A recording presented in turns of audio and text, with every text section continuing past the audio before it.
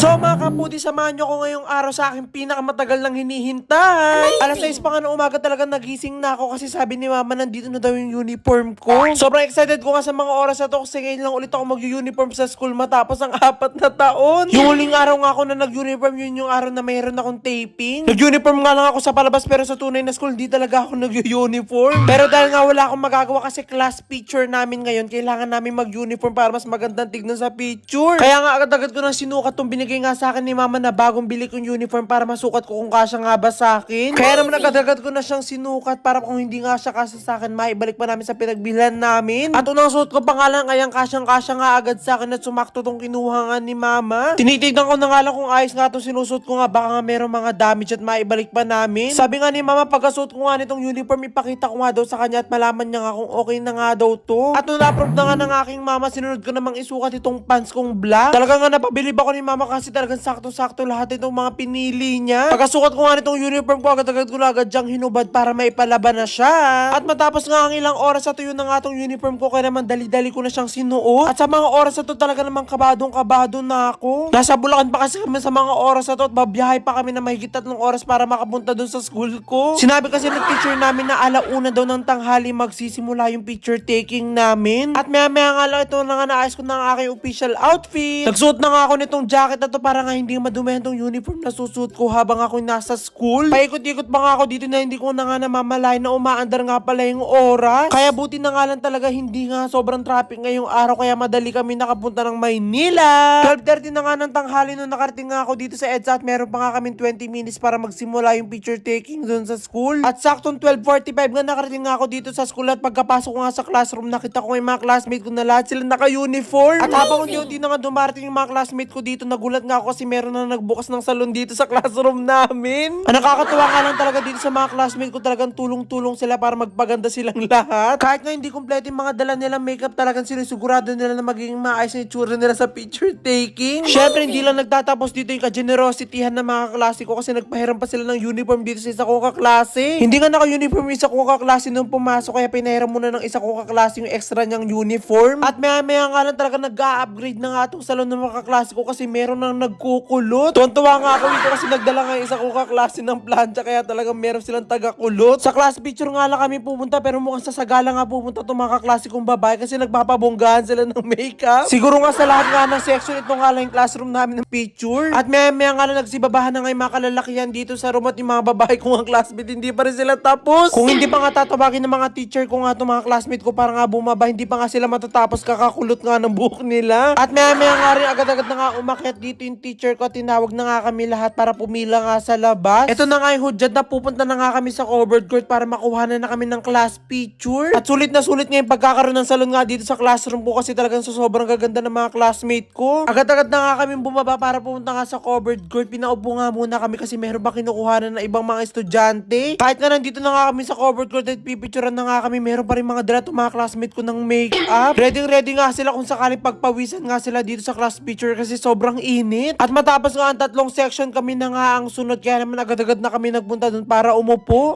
Tumayo yung mga kababayan nga pala yung mga pinapaupo. At ito na nga nung naayos na nga namin yung mga pwesto namin, agad-agad na nga rin kami kinuha na ng photographer para maayos na tong class picture namin. At habang kinukuhanan nga kami dito, talaga namang nalulungkot ako kasi talagang sobrang mamimiss ko tong mga classmate ko. Nalalapit na rin kasi mga pagwawatak-watak namin kasi malapit na kami mag-moving up. Kaya nga sa loob ng 1 taon nga napagawa ko ng video dito sa mga classroom namin, talaga yung mga video na to mananatiling memories na. Kaya nga kung gusto nga mapanood ng mga classmate ko yung mga pinagagawa nila nung high school, sila talaga panoorin lang nila yung mga ginawa kong video.